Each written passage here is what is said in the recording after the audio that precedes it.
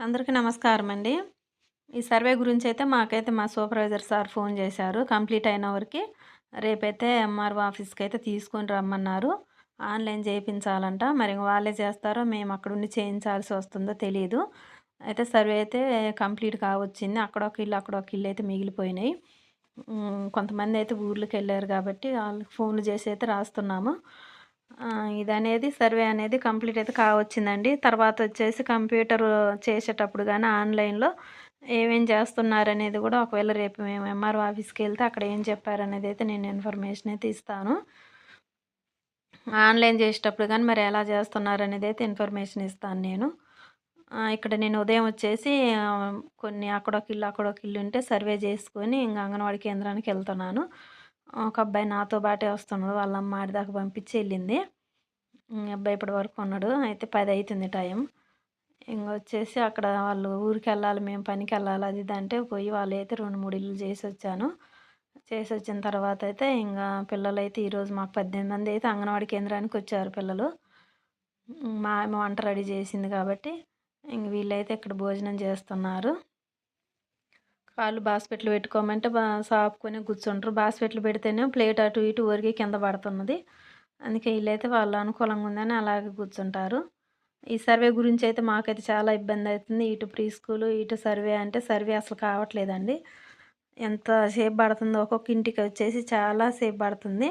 Columns అన్నీ నింపాల్సి ఉంటుంది కాబట్టి వాళ్ళని డీటెయిల్స్ అడిగి ఏమేం కాలమ్స్ అనేవి మొత్తం నింపుకొని వాళ్ళతో సైన్ తీసుకొని, ఫోన్ నంబర్ రాసుకొని మా సైన్ పెడితే ఇంగప్పుడు కంప్లీట్ అయితుంది. తర్వాత సూపర్వైజర్ గారి సైన్ గాని ఉంటుంది. ఆ ఫామ్ మీద పెట్టాల్సి ఉంటుంది. తర్వాత సార్ జూసి పెడతాడేమో. ఇలా అనేది సర్వే అనేది చేస్తున్నాము. అక్కడొక ఇల్లు అయితే మిగిలిపోయే ఉంటుంది. తర్వాత మా పిల్లలైతే రాయించుకోవాలి కాబట్టి మళ్ళా వస్తున్నారు. కొంతమందైతే ఏబీసీడీలు వాళ్ళే రాస్తారు గీట్లు కొట్టిస్తే. మళ్ళీ కొంతమందికి మాత్రం ఏబీసీడీ అని పైన రాస్తే కింద వాటిని చూసి మొత్తం రాస్తారు. మళ్ళీ కొంతమందొచ్చేసి అసలు రాదు. వాళ్ళకి మళ్ళా రాసి ఇవ్వాల్సి ఉంటుంది. రుద్దబెడితే వాళ్ళు రుద్దుకుంటారు. ఏబీసీడీలు వచ్చిన వాళ్ళకి అఆలు రుద్దబెట్టాలి. ఆళ్ళు కూడా కొంతమందికి క వరకైతే వస్తాయి. ఇలా అనేది కంపల్సరీ అనేది రోజు వాళ్ళకి రాపియాలి. రాపియకపోతే రాయించలేదని ఇంటి దగ్గరైతే అడుగుతారు. అందుకనే సర్వే చేస్తున్నా గానీ నేనైతే మధ్యలో అయితే మళ్ళీ కంపల్సరీ అంగన్వాడీ కేంద్రానికైతే వస్తానండి.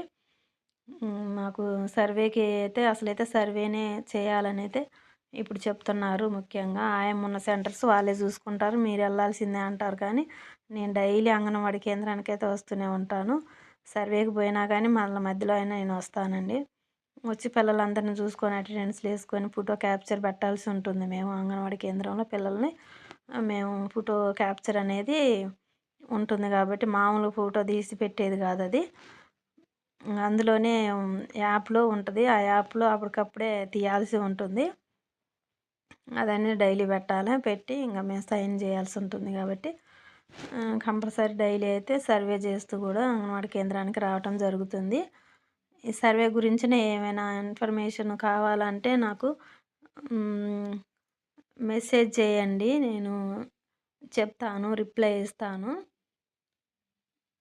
నా వీడియో కింద మెసేజ్ చేసినట్టయితే నేను కామెంట్ చేయండి మీరు. కామెంట్ చేస్తే నేనైతే రిప్లై ఇస్తాను. మేము సర్వే చేసిన వివరాలు ఎట్టెట్ట అనేది ఏమేమి రాస్తున్నాం అనేది, మీరు ఏమి ఇవ్వాలనేది గానీ ఏమైనా డౌట్స్ ఉంటే చెప్పండి. కొంతమందయితే ఇల్లు లేని వాళ్ళు గానీ, ఇల్లు లేదని రాయించుకుంటారు. ప్లేస్ ఉన్నవాళ్ళు ప్లేస్ మాత్రమే ఉందని రాయించుకుంటారు.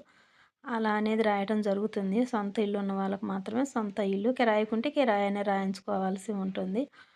అలాగే పొలం ఉంటే పొలం దారని పాస్‌బుక్ నంబరేసుకొని ఎన్ని ఎకరాలు ఉందనేది గూడా రాయించుకోవాల్సి ఉంటుంది. అందులో మెట్ట భూమి ఎంతుందని, తరి ఎంతుందనేది రాయాలి. బోరు వాటరా లేకపోతే వర్షాధారమా అనేది గానీ రాయాల్సి ఉంటుంది.